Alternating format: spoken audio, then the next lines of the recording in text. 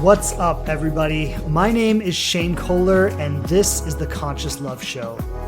Thanks so much for joining me here, where each week I'm sharing true-to-life insights and experiences from my journey and how I've created the loving and committed partnership I have today.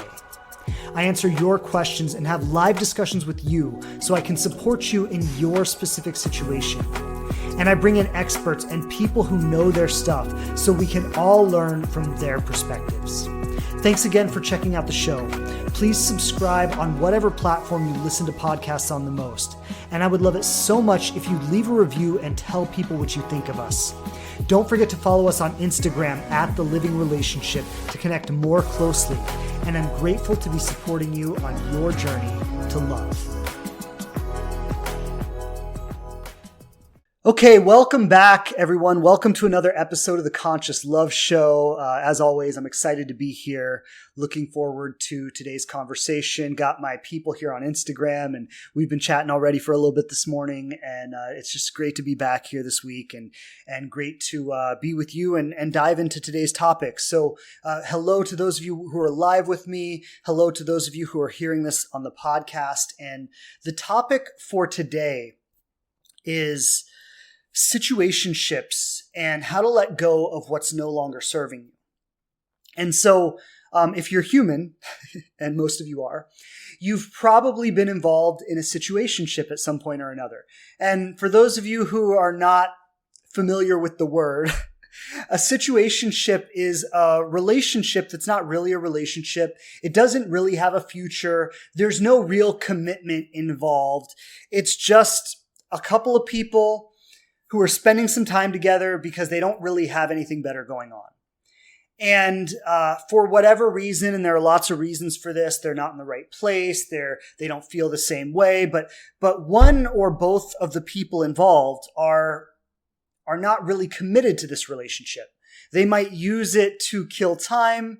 They might use it for fun, for entertainment, for friendship, for companionship, to have someone to go out with, to have someone to have a good time with. But at the end of the day, there's not real commitment there. You know, when it comes down to it, one or both people will let this go. They won't fight for it. And that's really what defines a situationship. And the reason I want to talk about this today is it's been a big theme in the Inspired Love program.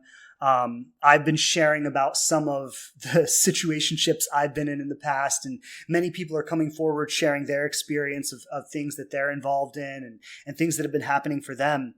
And the question that really I think is so important to address here is when we're dealing with these kinds of relationships where there's no commitment and there's no future, the question we've really got to ask ourselves is, what is this relationship for? What am I learning from it? What am I gaining from it? How is it helping me grow?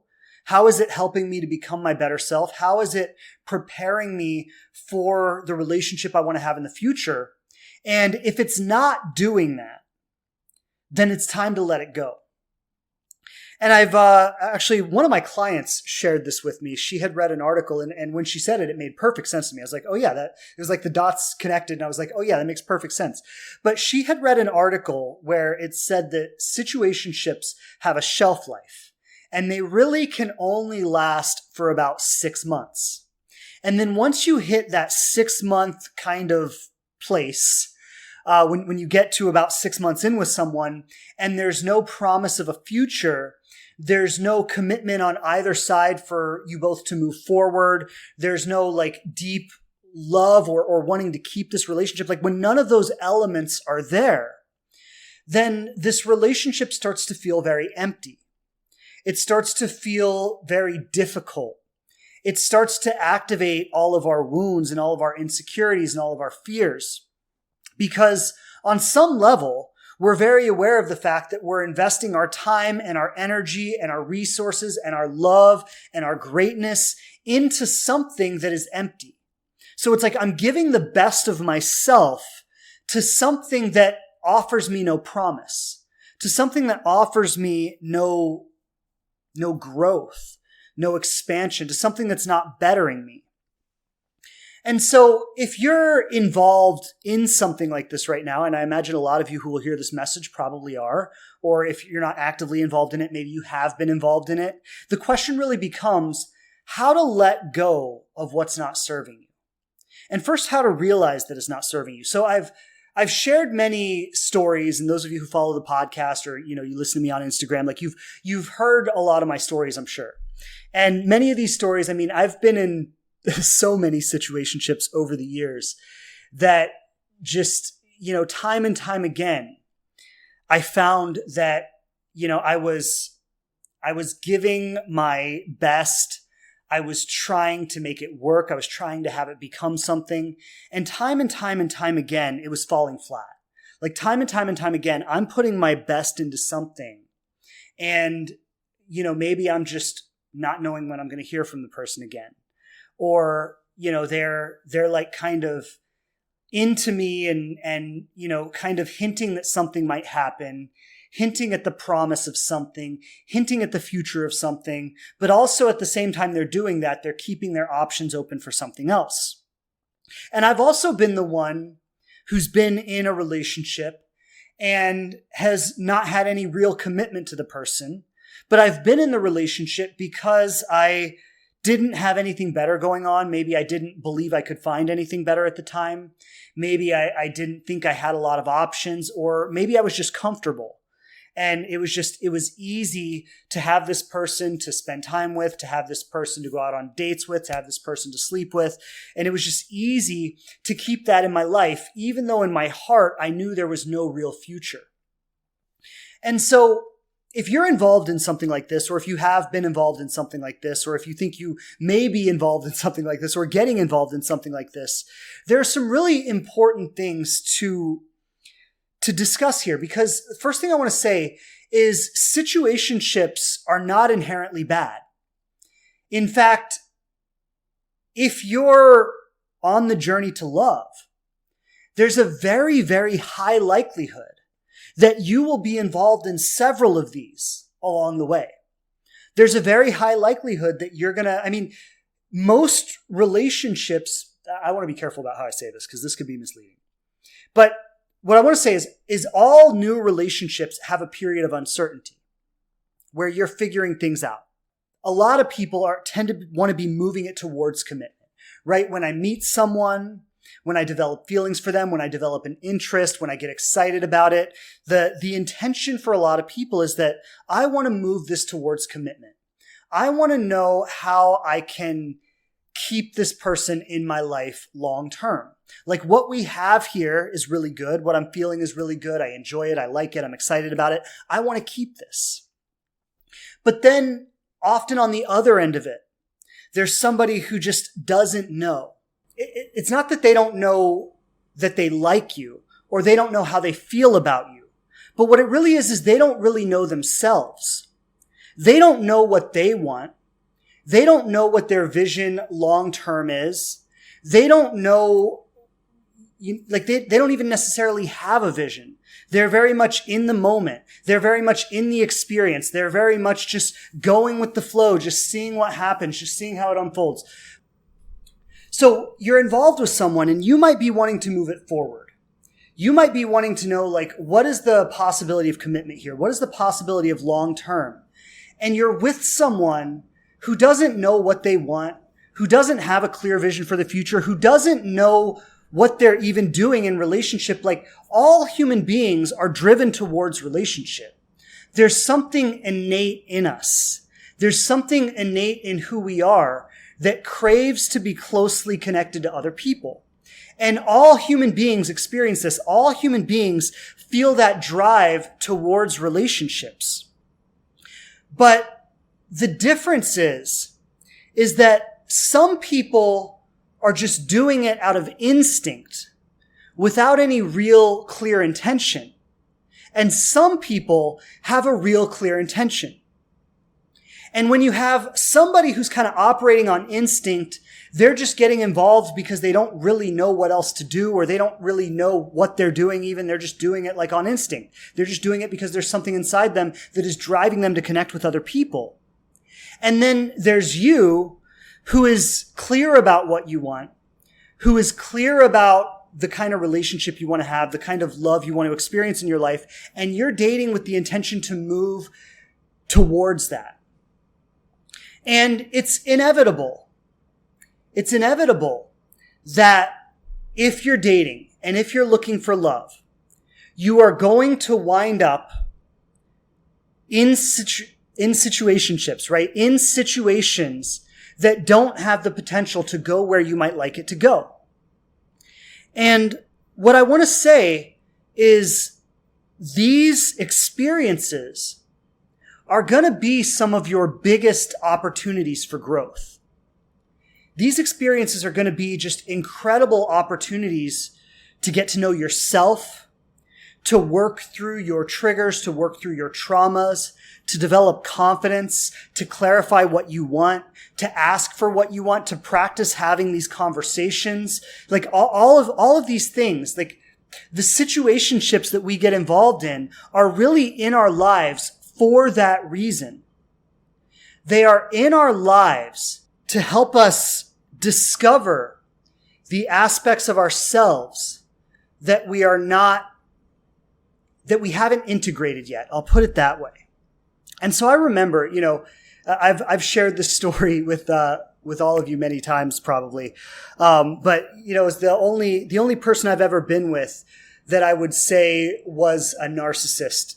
If you know me, I don't really use that word a lot. It's not something that I like. I think most of the times when we call people a narcissist, we're not really talking about what a narcissist really is. We're just talking about how they made us feel.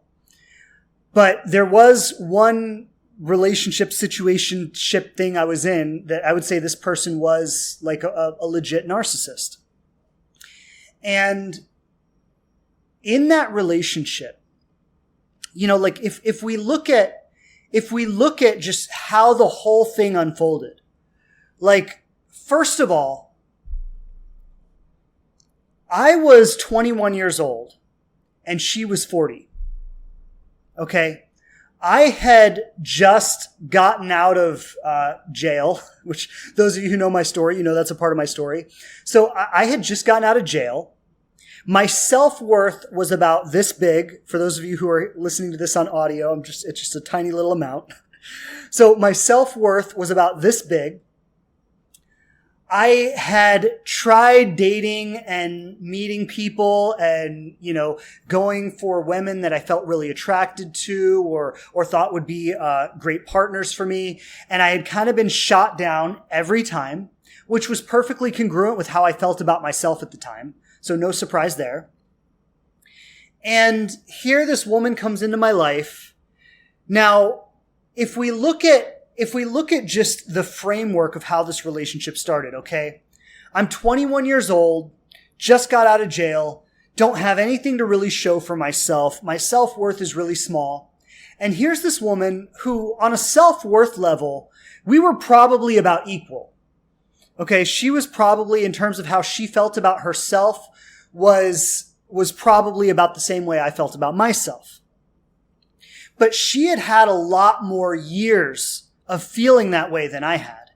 She had developed a certain cynicism about life, about love, about people, where she wasn't really interested in anything authentic. She was just looking for entertainment. She was just looking for someone to play with, someone who would be like a toy for her, someone who would entertain her, someone who would keep her busy, someone who would give her some drama or some significance in her life. And here I am, naive as I was, but really wanting something real, really looking for something real. And so energetically, vibrationally, we were a perfect match here. We were a perfect reflection of each other. Our self-worth was equivalent. Now, we had different intentions in the relationship. We had different views about life. We had a different vision for our future. We had different desires about what we wanted. But did we talk about these things? No, of course not. What did we do? We jumped into bed together. We would have all these hot dates together. We would go on adventures together. And, we were doing relationship. We were doing relationship, but there wasn't a real relationship happening between us. And what started to happen was little by little, actually, it happened pretty quickly, so I can't even really say little by little. But everything that was so great and so magical and so enjoyable about those first few weeks or first month of being together started to shift.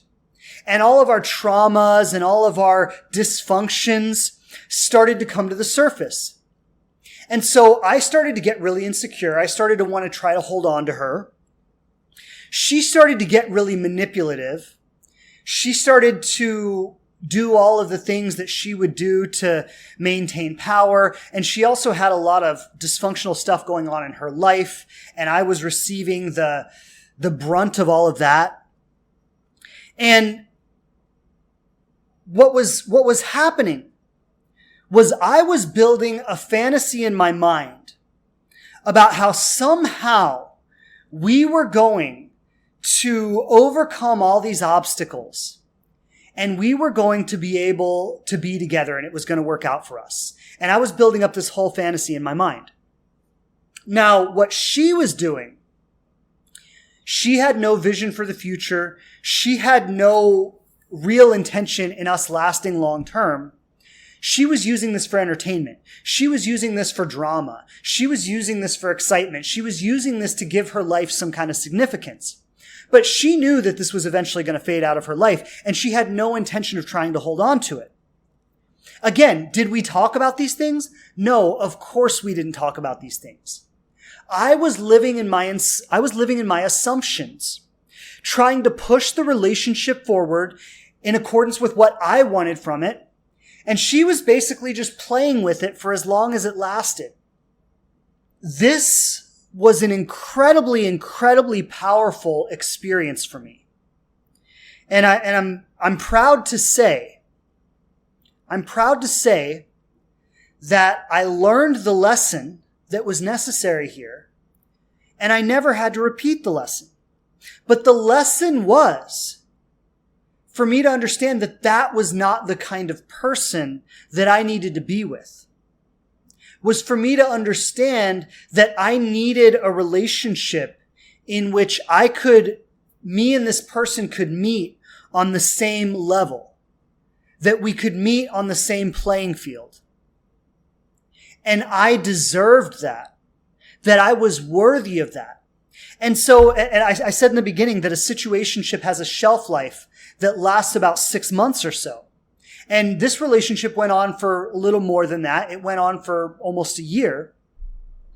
But I will say, within less than 6 months, I had all the information that I needed to know what this relationship was. Like it had run its course, definitely, within that 6-month period. And then for the next, half a year or so that we were together, it was me trying to force it to be what I wanted it to be. It was me trying to get us back to how it felt in the beginning. It was me trying to get what I wanted from the relationship, even though it was impossible, even though there was no possibility of that. And so what I want to say here is this relationship was not a bad thing in my life. And for all of you out there who have been with narcissists and have had your heart broken and been in all these, toxic situations, what I really want you to understand is these experiences were not bad things in your life. But these experiences came into your life because they were a reflection of where you were operating from at that time. And the reason they came in that way was to level you up.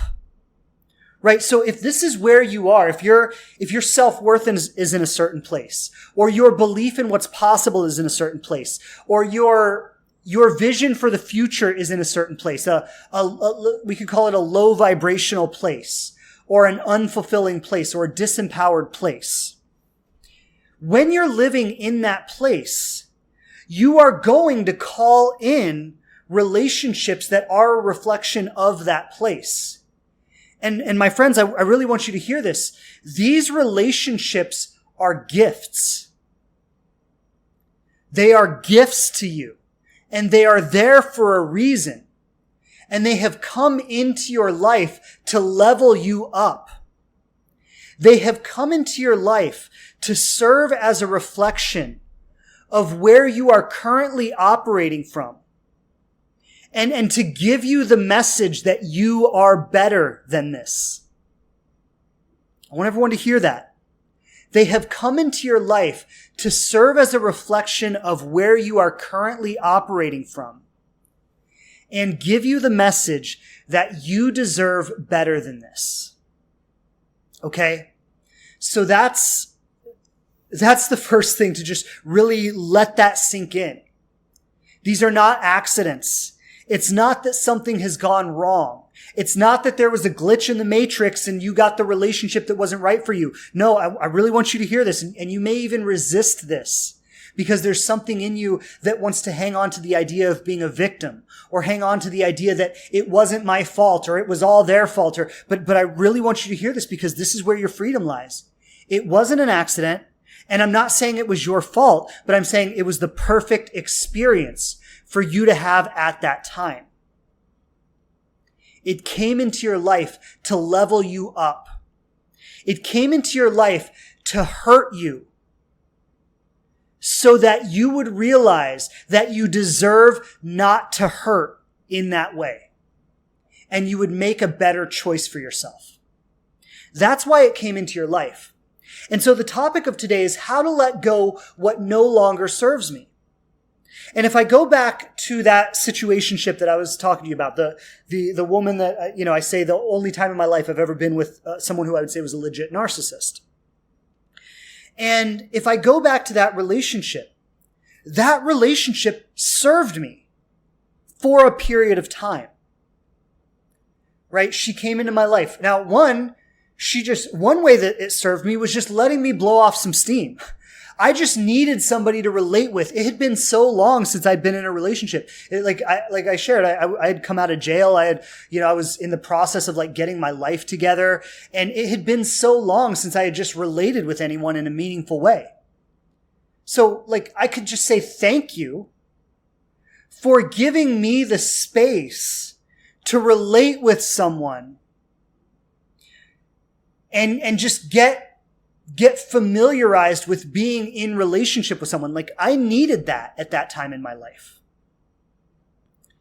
And then it allowed me to introspect. As I was doing things in this relationship that I would have never done in a million years. And I was doing them for her, to try to give her what she needed, to try to make her happy, to try to get her to like me, to try to get her to think I was, this great guy that she should respect and honor and be good to, and all this stuff, right? So in seeing myself do all of this, it forced me to reflect on who am I? What kind of man am I? What kind of human being am I?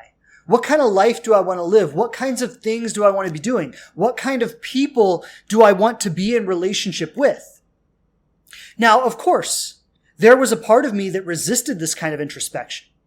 And there was a part of me that wanted to ignore those difficult questions. And some of my friends are saying to me bro, you might really want to consider if this is the right girl for you. Some of my friends, just being honest with me, you really might want to think this one through. And there was a part of me that resisted that. And honestly, if I had really been honest with myself, I would have known without a doubt, without even a shred of doubt, that there was no chance this relationship was going to work out long term. That there was no chance that she was my forever person. If I had really been honest with myself, it was fucking obvious. I knew that. But I didn't want to own up to that. Why? Because I wanted to keep the relationship going. because I wanted to hang on to the belief that somehow, some way, we could overcome all these impossible circumstances and have the love that I wanted to have with her. And the truth is, I never even honestly asked her if she wanted to have that with me, because I didn't want to hear her answer. I just made the assumptions that I needed to make to keep moving forward in the way I wanted to make them, in the way I wanted it to go. And so I did get to a point, and this is why I say, this relationship had definitely run its course within 6 months, and I pushed it for another year, right? But I did come to a point where the pain had gotten so great, and just the exhaustion of trying to work with this incredibly difficult person and trying to give and give and give and give to someone who was just taking and taking and taking and taking and never giving anything in return.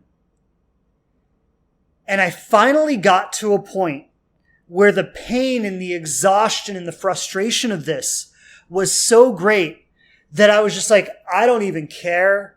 I don't even care if I'm alone. I don't even care if I never meet anyone ever again. To be free of this is better. And that was the moment I leveled up. That was the moment that this relationship, that I integrated the lessons from this relationship and I leveled up. And I never ended up with anyone like that ever again. Now, it took me a little bit longer than maybe it could have to learn the lesson. I could have learned it a little bit quicker. But what I want to say is that I got it. And it was a valuable experience because I got it. Now, this is what some of you do. And those of you, you're going to know who you are when I'm talking to you right now. Some of you get involved with the person who is readily available, with the person who is easy, with the person who is accessible, with the person who doesn't necessarily challenge you in a meaningful way. And you just try to hang on to that. And this is going to kind of be the definition of the situationship here, because those people are never going to be your forever person.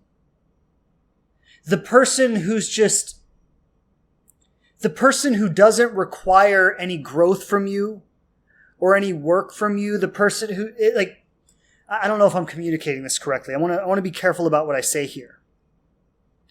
But when you just grab onto someone who's right there and you try to hang on to them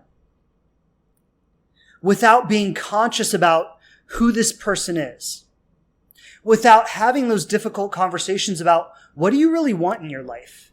Do we even want the same things? Like, I'm looking to get married and have a family. Like, do you want that too? Right? When you just hold on and hope for the best. And then what happens is this relationship will often not be what you're looking for. But rather than really integrating and learning the lessons that are being offered you in this relationship, you just keep hanging on. You keep pushing. You keep fighting. And then eventually, that person leaves you. Because they just don't want to deal with your pushing anymore. So you get involved with someone who doesn't share your vision, who doesn't share your goals for the future, who isn't looking for the same things you're looking for, who there's no real potential to build a life here. But rather than really diving in and opening that up and exploring that and discovering that and figuring that out and owning that and being honest about that, you avoid that aspect of the relationship. And you just try to hang on and hope for the best.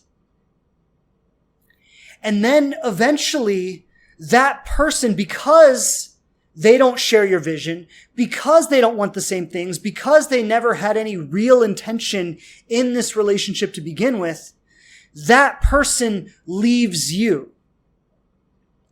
And now you've missed the opportunity to learn the lesson. Because the lesson really was, and I want everyone to get this, in all of your situationships, the lesson really is for you to leave in one way or another. The lesson really is for you to recognize that it is not what you want and choose something better for yourself. And if you hang on until that person leaves you, you've missed the opportunity to learn the lesson. Because now you're feeling rejected, you're feeling abandoned, you're feeling heartbroken, you're feeling unworthy, you're feeling like I gave them everything, I gave them my best, I did everything I could do, and it still wasn't enough, and that means I'm not enough. And now you've lost your opportunity to learn the lesson. I hope everybody's following me on this. Because now you're regressing. Now you're going backwards. You're going in the opposite direction. You see, you've spent a year or a couple of years in a relationship that never had the opportunity to offer you what you really wanted. And over this time, rather than really leveling up in this relationship and recognizing that it wasn't the relationship for you, instead of leveling up, you've gotten beat up. See, this relationship has beat you up. And now when the person just decides they're done with you because they never really wanted you to begin with, it leaves you in a completely different place than if you had recognized on your own that this was not what you wanted. And then what's going to happen?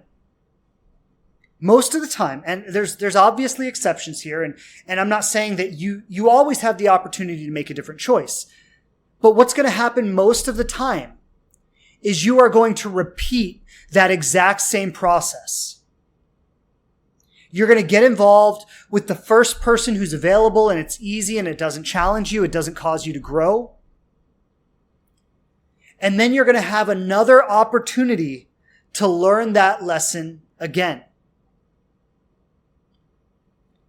You're going to have another opportunity to learn that lesson again. And you're going to go through that whole experience again. Now, it might be a little bit different, right? Maybe it's with someone who's, maybe they're a nicer person, right? Maybe the last person was a complete toxic whatever, and this person is actually a decent person, but they just don't feel the same way or want the same things as you do. So the flavor might be a little bit different. I'm not saying it's going to be the exact same thing, but what you're going to do is you're going to recreate another situation that has similar elements to the previous one. And you're going to have the opportunity to learn the lesson again. And I often say this, I have found this to be one of the most fundamental truths about life, is if you don't learn the lesson will repeat itself. This is just such a fundamental truth that I have come to see in every aspect of life, is that life is always bringing you lessons. It's always bringing you opportunities to grow. It's always bringing you opportunities to expand your awareness, to know yourself more deeply, to clarify what's in your heart more deeply. Life is always bringing you these opportunities. And when you choose to take the opportunities, you level up, your experience of life becomes a complete transformation, and you move forward into a whole new experience of life that transcends everything you had known before that. And when you don't learn the lesson, you continue to exist within the same paradigm. You continue to exist within the same frame of reference, the same worldview, the same perceptions and perspectives about things. And then you have to, once again, recreate a situation that is going to allow you to level up. So I hope what I'm saying is landing with everyone. If this is landing right now, those of you who are live with me, just go ahead, tap that heart a few times. I want to know who's resonating with this message today. Let me know if this is landing for you, if this is resonating for you. Every time, every relationship you get involved in, every person that you meet, every experience is an opportunity for you to access more of your power, for you to clarify what you want, for you to ask those difficult questions. Like, I want you to think about this. Like, if I go back to the relationship I was talking about earlier with this woman, I was 21, she was 40. We both had zero self-worth. I was trying to find love and she was trying to find entertainment, and we were a perfect match for each other at that place in our lives. And again, I had no awareness, okay? I had never spoken with a relationship coach before. I had never done any kind of personal transformation program. Like, I was just a dummy who had just gotten out of jail and was like trying to piece my life together, okay? Like, I had no awareness at all. But if I had been aware, like, let's just look at that same relationship if I had done it from a conscious place. Like, what would I have done? Well, first of all, I probably wouldn't have jumped into bed with her on the first day. And why? Well, because frankly, I would have wanted to know who she was and the kind of person she was before I opened myself up to her on that level. Like, sex is an energetic exchange. And when you become that intimate with someone, like when you allow someone to enter your physical space like that and you connect with them in that way, you're blending your energy with them. And there are side effects to that. If it's a really amazing person with an amazing heart and like a loving and kind heart, then you are going to pick up on that. You're going to feel that, and sharing your energy with them in that way is going to bring you to life. And if it's somebody who is not that way, somebody who's maybe highly selfish or highly manipulative or however it might be, then blending your energy with them is going to have a side effect as well. And you're going to feel dragged down by it. I see someone leaves a comment, they say, what about if it's just fun for both of you? Well, it can be just fun, but that energetic exchange is still there. I mean, lots of people have sex just for fun, but they're still exchanging their energy. They're still feeding off of what the other person has to offer, and they're still carrying that with them when they leave. So if I had been conscious, rather than just trying to jump into bed with her, even though I don't know who she is, I don't know the kind of person she is, I don't know how she's lived her life, I don't know who else she's been with recently, right? Like, I didn't know any of that, but it didn't matter to me because I was just ignorant and in the moment. But if I had been, I would have been interested in what kind of person she was. I would have wanted to know about her life. I would have wanted to know about her experience. I would have wanted to know about her beliefs. I would have wanted to know about her vision for the future. I would have wanted to know about how she feels about life, about what her, like she was a very cynical person. She was a very judgmental person. She was a very harsh and critical person. And it wouldn't have been difficult for me to figure all of that out about her if I had been conscious enough to even care to find out. But you see, I was too busy trying to get my needs met as fast as possible that I didn't even care to find out about that stuff. And in fact, the more the relationship deepened, I cared about that stuff less and less and less, because intuitively I knew that if I were to open those doors with her, my illusion of this relationship would have been broken. And I wouldn't have been able to keep pretending that it was something it wasn't.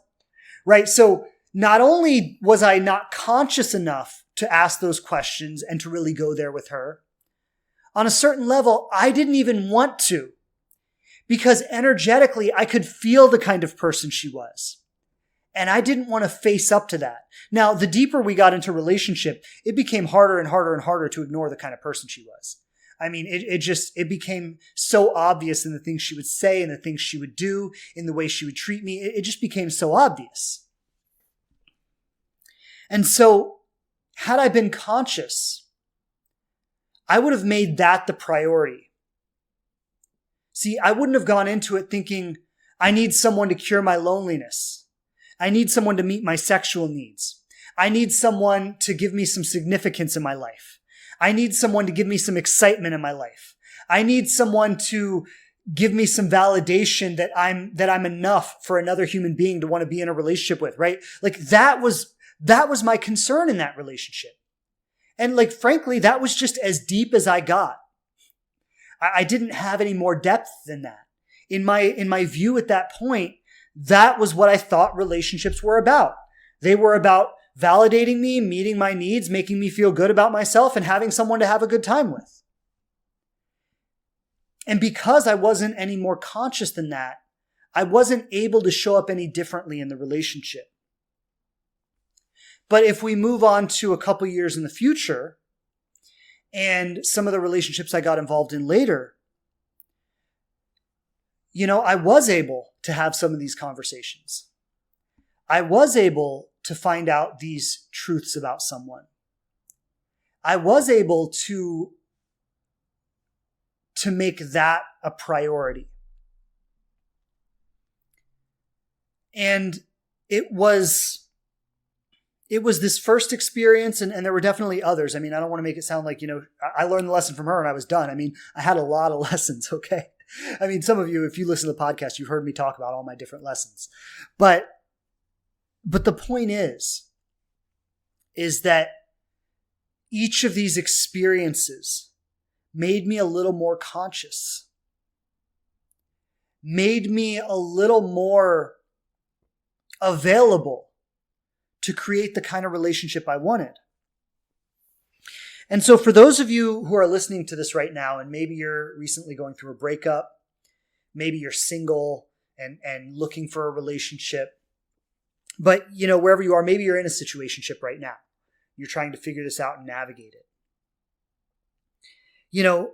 What we've really got to recognize is that any relationship you get involved in, like your role in that relationship is to find out if this is someone you can create your vision with. That's it. And if you find out it is, then you commit to that vision together and you start creating it. And if you find out it isn't, then your role is to be ready to let that person go, so you can open up to the reality of the vision that you have. All right, so if you're saying, I want a life partner, I want to get married, I want children, I want a family, or maybe it's not like that for you. Maybe it's, I want someone that we can commit to traveling the world together for the rest of our lives and just, creating the most beautiful life we can have. Maybe it's not about a home and kids and family. Maybe it's about adventure. But if you have a vision for partnership, if you have a vision for lifetime commitment, and by the way, you don't have to have that. It's okay if you don't. But many, many people do. I think there's something that is just innate in human beings that so many of us crave that. So many of us deeply desire that. And if that's you, and if you deeply desire that, then you've got to start holding yourself to that standard. And so when you meet someone, I always say, give it 3 months to find out if this person is someone you actually want to be with. Give it 3 months of just getting to know them without even saying, I want to be with them or not, right? Just 3 months of like, I just want to talk to them. I just want to go out on dates with them. I just want to spend some time with them. I just want to get a feel for the kind of human being they are and really feel in my heart if this is the kind of human being I want to be with. And then when you're clear, and sometimes you get clear within 2 months or 6 weeks or something like that, those of you who get clear really, really fast, that's a little concerning for me because that tells me that you're not really paying attention. You're just trying to move forward and get what you want, right? So taking a little bit of time to really feel out the person and feel into your own heart. And is this really somebody that I resonate with in a deep way? Is this really somebody that I feel like this is the kind of person I could spend my life with? And those of you who make that decision after a few dates, that's just, way too fast. And you're not really feeling into it. You're just moving forward in your mind with what you want. But if you take a month or a couple months or 3 months to really feel into this and you say, you know what, like this is somebody that I really, really strongly feel that I would like to be with, that I really, really strongly feel that this is the kind of person I would want to be with. And once you have clarity around that, then you start talking to them about what do they want? What is their vision? And also you could have these conversations beforehand too, right? I'm not saying that you have to wait 3 months to have these conversations. You could be having these conversations along the way, and these conversations could actually be part of what has you realize they are somebody you really want to be with, right? So I'm not saying you have to wait 3 months before having these conversations, but give it a few weeks, give it maybe a month or two to really just experience the person. And then you start finding out, okay, what's their vision for the future? What's their dream look like? What do they want long term? If I want kids, do they want kids? Do they have kids? Am I okay with being a part of their family and their kids if that's the case, right? Like all this stuff. And you start to really be a critical thinker. Really ask the difficult questions. Like I would say, see, this is actually a great point right here.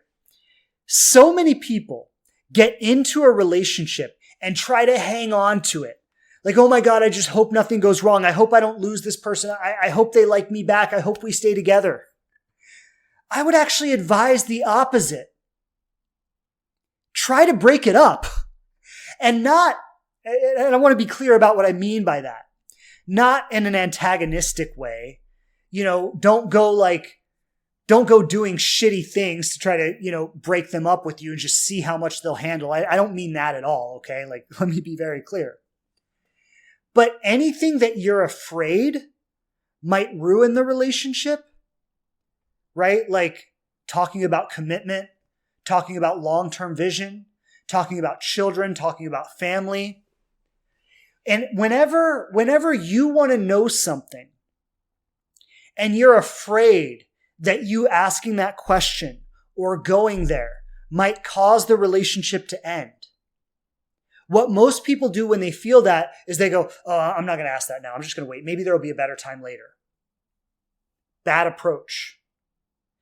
That should actually be your red flag that tells you, like it's time to have that conversation. Right? I see someone mention talk about boundaries too. Absolutely. Like, and sometimes people think like, I really feel like I should set a boundary right now, but I'm afraid if I set this boundary, I'll upset this person or they won't like me as much or they'll lose interest. Awesome. As soon as you see that fear, that's how you know it's time to create that boundary. And so when I say, like, instead of trying to hold on to it, try to break it up. I don't mean like go out of your way to sabotage it, but I mean really challenge the relationship. Test the relationship. You know, someone sent me a message the other day in my DMs, and I was reading through what she said. And she was saying, like, there was this guy I was dating, and we had this amazing connection, and it was so deep, and it was so passionate, and it was so, and all this stuff. And then she goes, and then I finally brought up the conversation of commitment after we've been together for 6 months, and he completely withdrew, and now he's not interested in me, and he says we don't want the same things, and he says he can't give me what I'm looking for, and I feel like I ruined it by bringing it up. And that is the perfect example of what not to do. And I say this with love, but it's the perfect example of what not to do.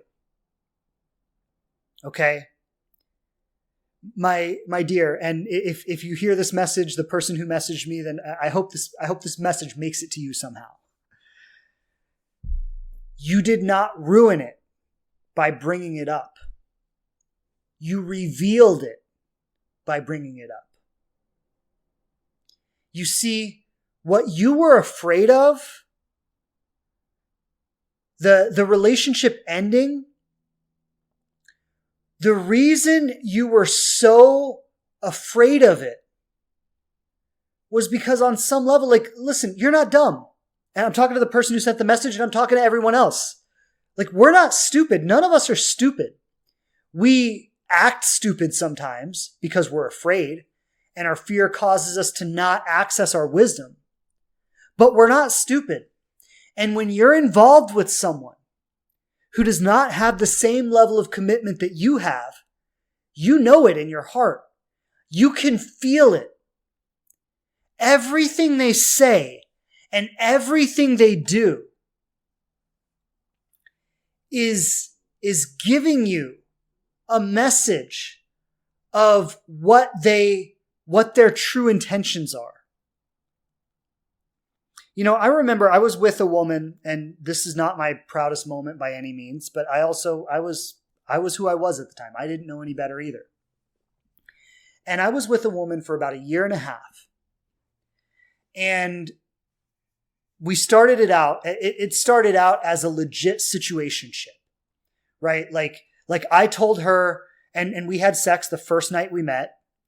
And I told her before we had sex, I said, listen, like, I just want to be clear. This is just sex, right? No commitment. Like, I just want to be clear about that. And she's like, oh yeah, cool. No problem. And I was like, all right. And so we had sex, and then in my mind, we were done.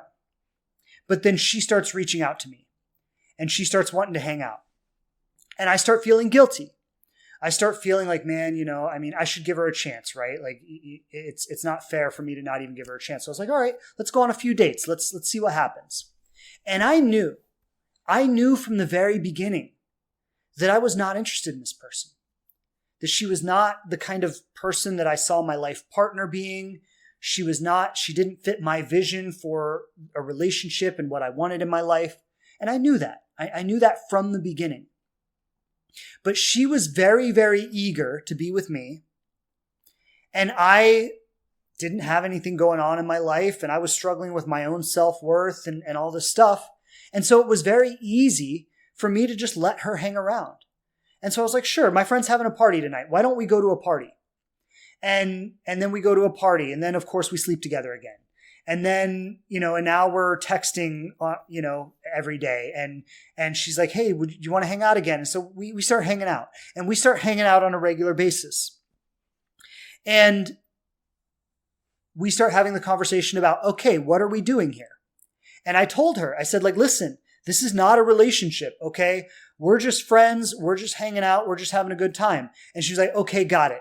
No commitment, no plans. And she was like very agreeable about all this. But I also knew that she wanted more.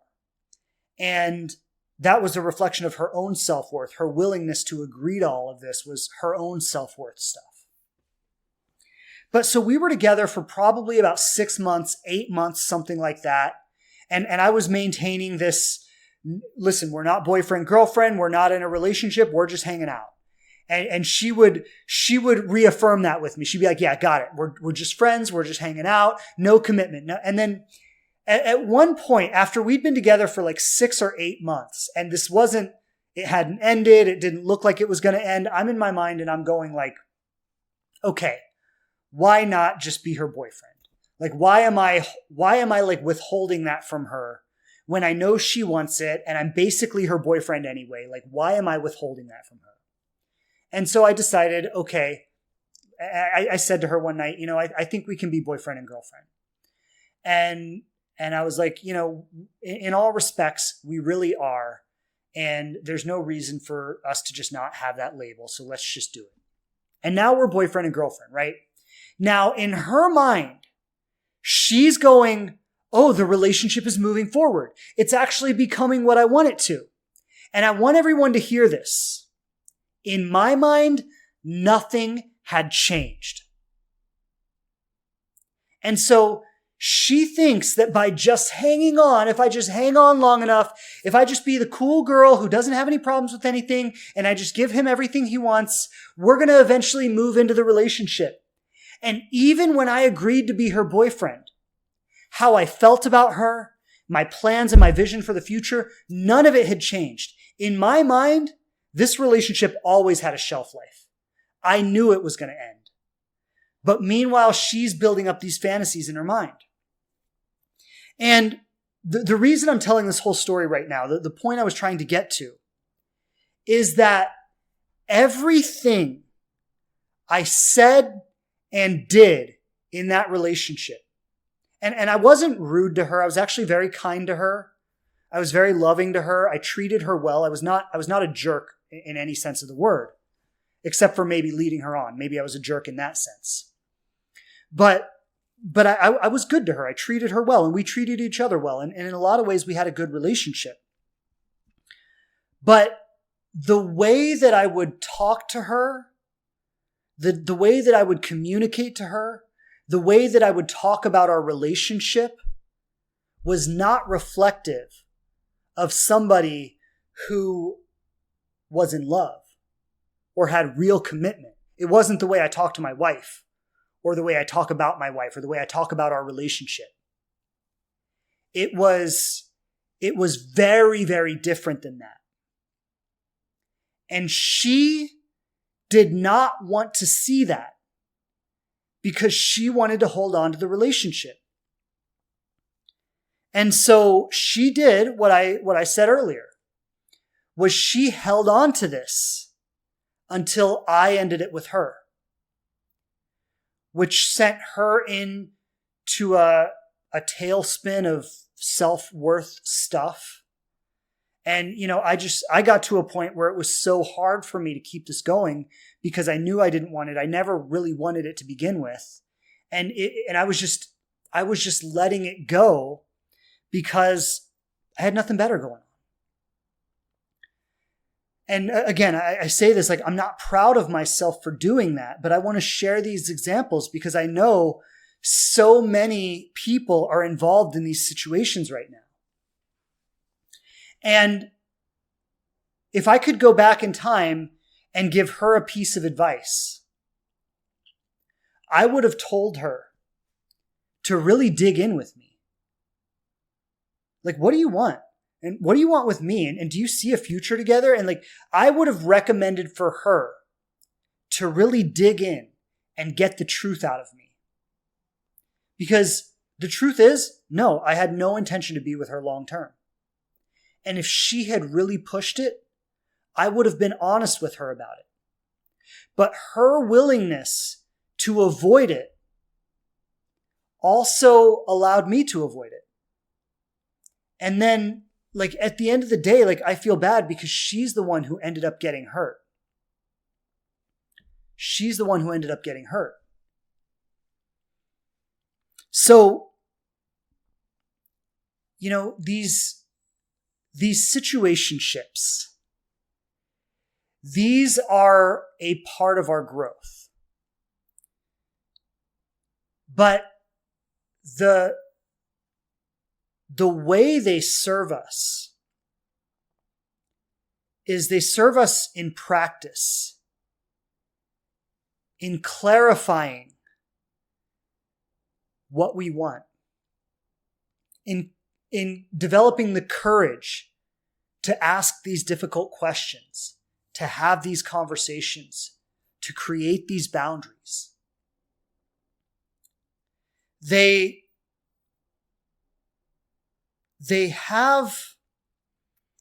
come into our lives for that reason. They come into our lives for the purpose of our growth. And when we misunderstand them, we cling to them. And so really the message today, if I could put it in a nutshell, is in every experience you get involved in, every person you get involved with, every relationship or situationship, you want to be actively clarifying your truth within that environment. You want to actively be clarifying like what's real for you, what matters to you, what's important for you, what's honest for you. And you want to not only be clarifying that within yourself, but you want to be creating that in the relationship, in conversation with this person, in relationship with this person. And if you do that, if you're very strong in doing that, then these relationships, these situationships, will not overstay their welcome. They will come into your life. You'll have some experiences with someone. Maybe you'll share some adventure with them. Maybe you'll share some good times with them. You'll share some laughs. You'll share some intimacy. You'll learn some things. And you'll ultimately recognize that this relationship cannot offer you what you're really looking for. And it might be challenging, and there might be a little bit of a process of getting there. But eventually you will let it go. And you will let it go either from your own self recognizing that, this relationship just doesn't have the potential to offer me what I'm looking for. And I don't want to do that to myself any longer. So you'll either let it go from that place, or it'll be a mutual thing where you both come together and realize like, hey, this was great. And we're grateful for this experience that we shared together. But we recognize that we want different things. We recognize that ultimately long-term, this relationship is going to become hurtful to both of us. And so mutually, we call it off.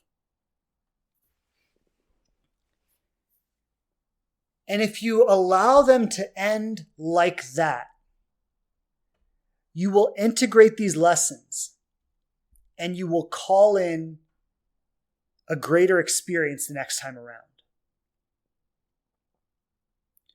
So the message is let go of what's no longer serving you. And recognize that when you handle these situations consciously and from a place of power, you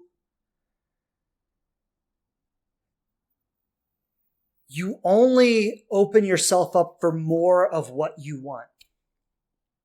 Every time something leaves your life, something better comes in.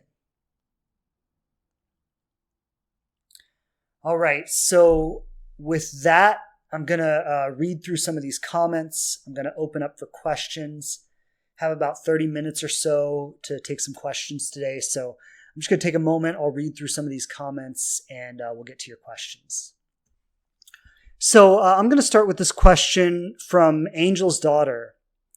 And she says, so mine seems avoidant, but every time I try to break it up, he has the conversation and stays and slowly moves closer to me and the relationship slowly evolves. It's so confusing.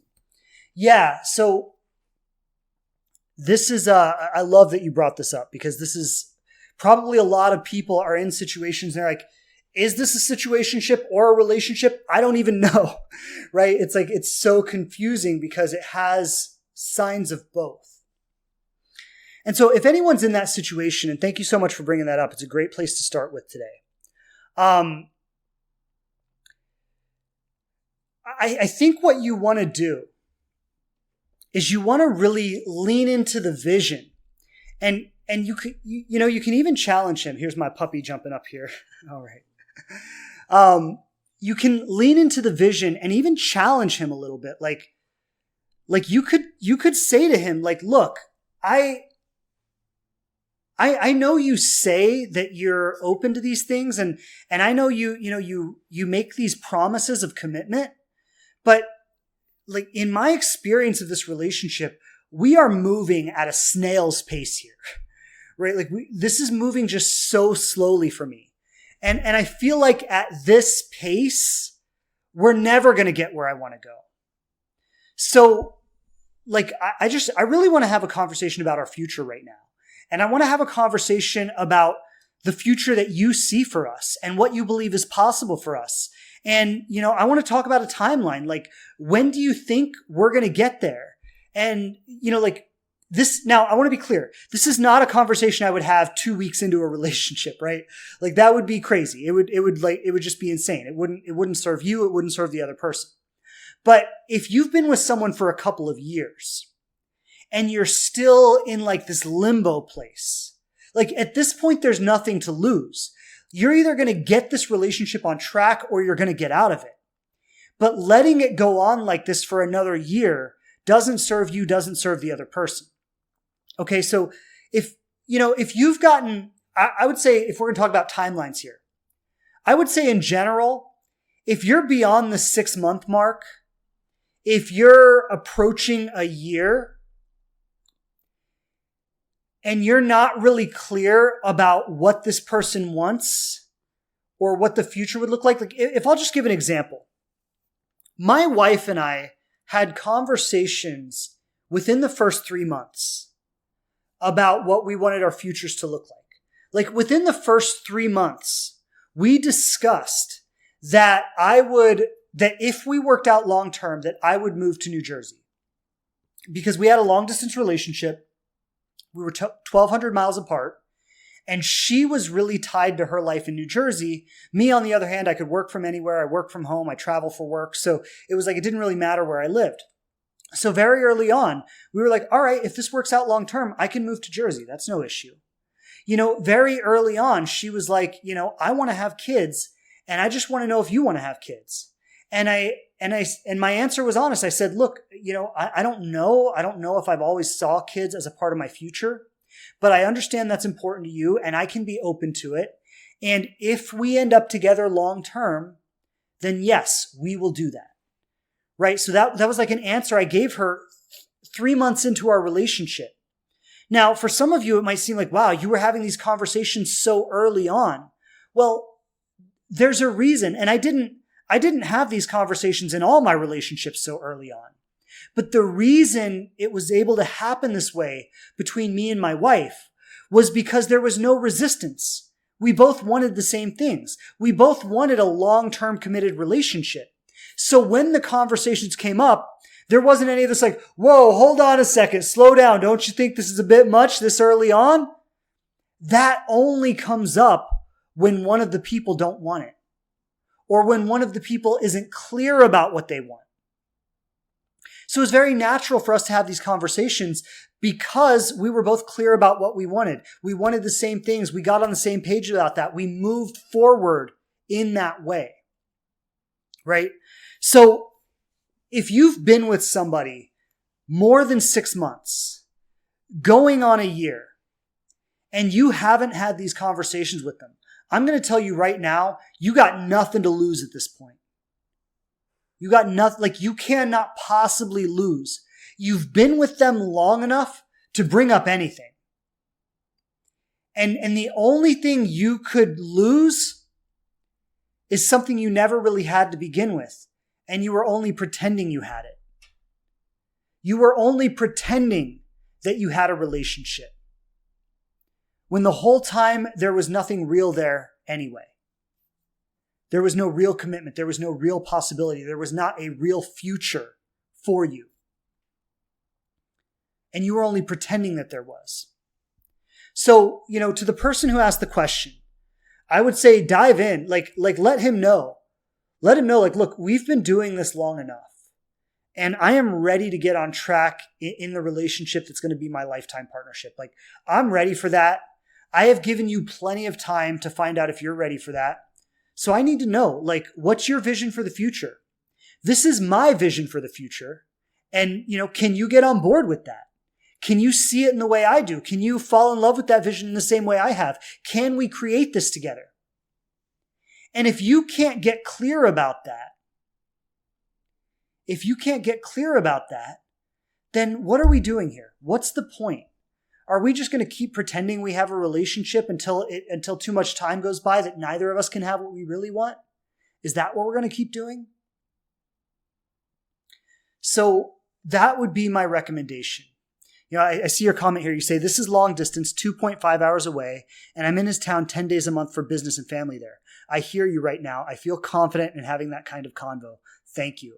Awesome. I love that. Beautiful. And thank you so much for your question. I love your response there. And I'm glad I inspired you to do that, and just like recognize that for you and for everyone, you cannot lose anything that's real, people. Like, I really want everyone to get that. You can't lose anything that's real. You can only lose something you never had to begin with. So yeah, beautiful question. Thank you for your share, and send in love your way. Send in love and courage as you get ready to have this conversation. All right. So thank you. Thank you for that. This question is from Mavisnam. She says, what if traumas let that person stuck in some, What if traumas had that person stuck in some critical situations which haven't let him work for making things better by keeping the fear of ghosting in mind, that what people will think if I do this or that? Okay, so that's what I'm hearing in your question, and you can confirm in the comments if I'm hearing this right. But you're saying, what if his past traumas and his fears of what people will think of him, and his fears of getting ghosted, or his fears of going all in and then having you leave, right? So your question is, he has some trauma from the past and he has some fear, and that's preventing him from moving forward in this relationship in the way that I might really want to. So what about that? And what you're really asking is, should I have compassion and understanding for his fear and his trauma? And should I make concessions for that in this relationship? Beautiful question. Wonderful question. So, I want to say this, and this is so important for everyone, especially those of us who are conscious or have been through therapy or have, are learning about ourselves. Here, Bubba, I'm going to put you down, okay? I just had to put him on the floor. He's all up in my lap. But so for those of you who have become somewhat conscious, you've been in therapy, you've developed awareness around these things, especially when you're aware of your own traumas and your own fears and your own reservations, it's very easy to become sympathetic to others. And it's honestly a good thing in a lot of ways. But this is what I want to say, is it is not your responsibility to work on someone else's trauma. It's not your responsibility to work on someone else's trauma. It's not your responsibility to heal someone else or to bring them to a place when they're ready. And if you are inclined to do that, so if you're in a situationship with someone right now and it's run its course and you're like, I know it's time to leave, or maybe you're not consciously aware that it's time to leave, but on some level you're feeling that it's time to leave. And then you're telling yourself, well, he has all this trauma. He has all this fear. He has all this fear of what it's going to look like, or what people are going to think of him, or of, going all in and being let down. And you're saying, well, I should just be patient with him. I should give him more time. I should give him more, opportunity to work through this. I should help him work through this. What you're probably doing is being understanding of what he's going through to justify staying in the relationship, even though in your heart you feel that you should not. So did everybody catch that one? Your understandingness is something you are doing to justify your own unwillingness to follow your heart and follow what you know is right here. Because no, it's not your job to heal anyone. It's not your job to resolve their trauma or resolve their fear. What you want to do is find someone who wants the things that you want enough to work through those fears. Like, I mean, look, I'll be honest, like getting married to my wife, there's the idea I'm never going to be with anyone else ever again. There's the idea that, what if this doesn't work out? I mean, how do I know she's the right one? How do I know there's not someone better? I mean, there are all these ideas. And I can choose to be run by those ideas and to be like, sorry, I can't marry you because I have all these fears. Or I can choose that I want this partnership enough. I can choose that I want this partnership enough to work through those fears. It's like, I'm just thinking back to, around the time that I was getting ready to get married to my wife. And it's like, yeah, there's some fear, there's some uncertainty. Like I've never been in this kind of commitment before. I'd never been in a relationship for this long before. I'd never promised that I was never going to be with anyone else ever again before, right? Like there are fears, there are reservations around that. But instead of withdrawing from the relationship because of those fears, I'm actually talking to my coach. I'm actually expressing those fears to people I trust. I'm working through them. I'm understanding them. And that was something that my wife didn't have to make me do. It was something I did because I wanted this relationship to succeed.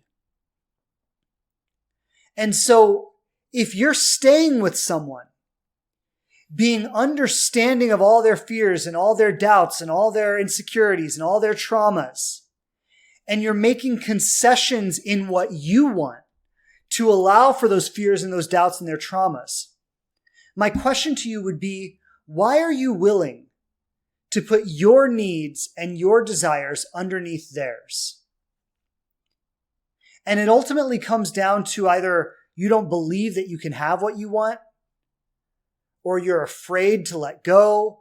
But it's somewhere in the realm of I'm justifying my need to hang on to this. There's something in my heart that I feel strongly like I need to let this go. It's not right. It's not going anywhere. This person isn't ready. This person doesn't want it in the same way I do. This person isn't willing to work on themselves the way I'm willing to work on myself, and on and on and on. And, going back to everything we've been talking about today, your opportunity for growth in this relationship is to get yourself to the place where you're no longer willing to do that. So this relationship that you're in right now, with his trauma and his fear and his doubt and his uncertainty and his non-committal stuff and his fear of getting ghosted or his fear of this or his fear of that, this relationship right now is such a gift for you because it is reflecting to you what you believe you're worth, which is non-commitment, which is I'm too traumatized to commit. I'm too afraid to commit. I'm not ready. I'm not willing. And it's giving you the opportunity to see that within yourself and make a different choice about it. So I see those fears. I see those doubts. I see that unworthiness. I see that belief that I can't have it. And I'm going to choose to rise above it. And this relationship has come into your life for the purpose of awakening that within you. But now you've got to choose to awaken to that. He's not going to be able to do it for you. Just like you're not going to be able to you're not going to be able to heal him. He's not going to be able to heal you. You've got to choose that for yourself. All right, great question, beautiful question. And, I would just encourage you to go deep inside your own heart and learn those lessons. Just deeply recognize that, I don't care what your reasons are. It's so many people I don't care what your reasons are. I don't care if you've been traumatized. I don't care if your ex cheated on you. I don't care if you're afraid of how it's going to look to your friends when you get committed to me. I don't care about any of that. I just care about if you're ready to make the same kind of commitment that I'm ready to make or not. And if you're not, your reasons don't matter. If you need to go to therapy, I totally support that. And I think you should if you need it, but I'm not going to sit around and wait for the next 7 years while you figure this out in therapy. Because I deserve someone who's ready for me now. I don't deserve to put my life on hold, waiting and hoping that one day you'll be ready, thinking that it's somehow my job to work you through your trauma. That's not my job. That's your therapist's job. My job is to be your partner. And if you're not ready to be my partner, then you don't deserve me as a partner. So that's my answer. And I hope you can find the strength and the courage within yourself to really honor that and move with it. Okay, next question is from Christy Dreamin. She says, I experienced the situation you explained you went through. When I confronted him, it finally ended. Why can't I fully move past what I thought was great? It was actually talking to older women still. Okay. So you experienced the same thing I went through. When you confronted him, it finally ended. And your question is, why can't I fully move past what I thought was great? Well, and I'm glad you bring this up too, because this isn't something I really touched on today, but it's an important part of it. Just because you recognize you deserve more, or you're ready for more, or you want more, or just because you recognize that this person is not the one for you, doesn't mean you're not going to have your own emotional experience of the situation.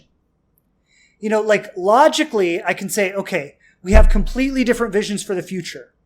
This person has shown no signs of making a commitment anytime soon. If I just play the tape out here, I can see that I'm going to be waiting for a long time and this relationship isn't going to really move forward, right? So logically, you can recognize that. Emotionally, you have an attachment. Now, if we talk about what attachment is, when you're a baby, when you're a helpless baby, you are completely dependent on someone else to care for you. You can't provide anything for yourself. You can't feed yourself. You can't clothe yourself. You can't take yourself to the bathroom. All right. So as a baby, you have to attach to people for survival.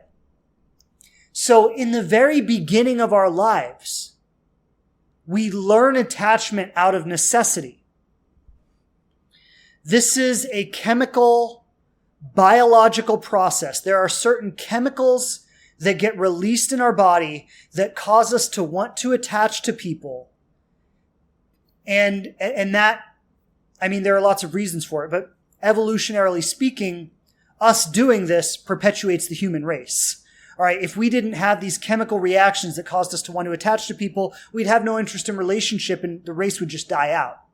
Okay. So there's a reason all of this happens, but we are at a stage as human beings where we are conscious enough to have the ability to rise above our instincts, to not be completely driven by chemical reactions in our body.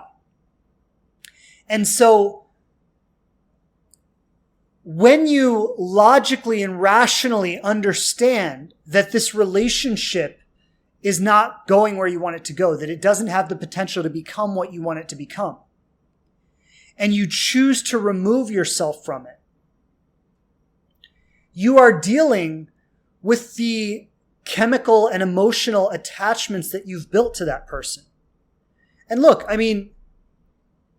the story I shared earlier about the woman that I knew from the beginning that I never really wanted to be with her long term, that she wasn't the kind of person that I saw myself with long term.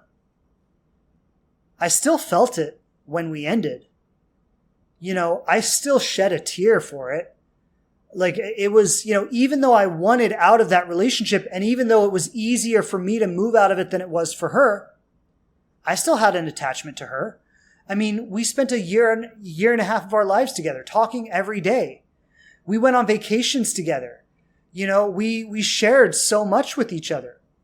Even though I didn't want to be in a romantic partnership with her for the rest of my life, on a level, I deeply cared about her. And then, to make it worse, and I totally understand this, and I don't even blame her for it, but she kind of hated me after that, or went, would vacillate between love and hate. And seeing that happen for her was very hurtful for me. Like knowing that I really care about this person, and knowing that I want the best for her, and knowing that I couldn't give her that, and, doing my best to honor this relationship in the best way I could, and having her not really be able to understand that, all of it was hurtful for me. And as hurtful as it was for me, I think it was a lot more hurtful for her. And you might be on the end of this where it's more hurtful for you. But what I want to say is, this is all very normal, right? So when you move out of a relationship that you formed an attachment in, you are going to experience the emotional fallout of breaking that attachment. And this expectation that I knew it wasn't right for me, so why am I still hurting? I mean, that's so harsh. It really is. That's just so harsh. And what I want to say is just be a little kinder to yourself, right? This is not a logical process alone. Logic is a part of it. But this is a living, breathing, emotional process, right? It's getting in to your childhood attachments and the way you attach to your parents, and the emotional experiences that you feel in romantic relationships are as deep as those that you feel with your parents. And so it's totally normal to feel that. And what I just want to encourage you to do here is really, really acknowledge that part of yourself too. And just because you know intellectually that this isn't the right relationship for you doesn't mean that you're not going to go through a process of letting go, through a process of grieving. When we talk about the 6 stages of grief, I think there are 6, don't quote me on that, but it's there's anger. First is denial. Then there's anger. Then there's bargaining. Then there's, I don't even know them all from memory. So, again, don't quote me on this, but eventually you finally come to acceptance. You finally come to having gone through the emotional fallout, having gone through the sadness. So sadness is one of them, right? So having gone through the sadness, having gone through the grief, having gone through the suffering, having experienced all of this fully, and really, when people go through a breakup, often what they do is they go, screw him. He was an asshole. I don't need him. And I'm just going to move on. And when we do that, we repress the emotional experience of the relationship. And that's not healthy. And it doesn't help us move on in a healthy way. So what you really want to do right now is connect to yes, I know this wasn't the right relationship for me. I know I'm doing the right thing by moving on. And on a certain level, I really loved this person. On a certain level, I had deep feelings for them. To some extent, I had dreams about the life we might have together. So, part of me was hoping for that. Part of me was wishing for that. On a certain level, I attached to him or her, and I relied on him or her for validation, for companionship, for, just so many of our human needs. You start to rely on that person for those things. And so now you are conscious enough to recognize that just because you had some of those things, that doesn't equate to the long-term relationship that you really want to have. And yet you can honor the things that you did have in that relationship. You can honor the experiences you have. You can honor the loss that's taking place right now. Like, yeah, you're gaining things. You're gaining possibility. You're gaining openness. You're gaining like the invitation for something new and better to come in. But there's also a loss. I used to talk to this person every day. Now we never talk anymore. So what you really want to do is you want to be present to all of it and kindly love yourself through the grief, through the letting go. And doing that is actually going to deepen your heart and make you more emotionally available for the next person or the next situation that comes along. And so that's just what I want to say about that. I want to really let you know that this part of the process, it's not something that has gone wrong in the process.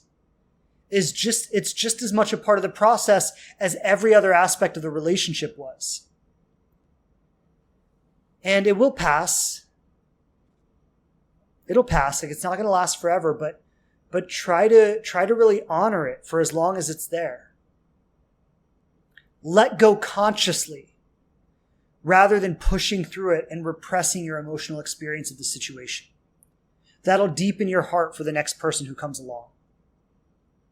All right. With that, I'm going to close it out today.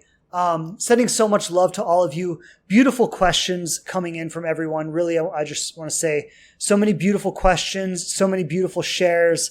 I see so many of you connecting and supporting each other in the chat and sharing your stories with each other in the chat. I love that. And I love that you're connecting with each other here and supporting each other. And, just sending so much love to all of you, wherever you are, whatever's going on for you. To those of you who tune in on the podcast, so much love to you as well, wherever you are, what's going on for you in your life, just sending so much love. And I know that, the things we talk about here are difficult. And there really aren't clean lines. All the lines in these conversations are a little bit gray. And the nuance and the complexity of our emotional experience and our logical experience, and it is just a very complex and crazy thing to navigate. And so I just want to send you so much love on your journey and know that you're supported and that, everything you dream about, it is possible. And if you're on the journey to it now, or if you're in the process of creating it, just trust yourself and deepen that trust in yourself and continue to grow that trust in yourself and continue to act on that trust in yourself. When to stay, when to go. When has a relationship run its course? And really feel that and trust that. And just sending you so much love, everybody. So lots of love. I look forward to seeing all and being with you all next week. And until then, lots of love and many blessings. Take care, everybody. Bye-bye. Thanks again for checking out the show. Please subscribe on whatever platform you listen to podcasts on the most. And I would love it so much if you leave a review and tell people what you think of us. Don't forget to follow us on Instagram @TheLivingRelationship to connect more closely. And I'm grateful to be supporting you on your journey to love.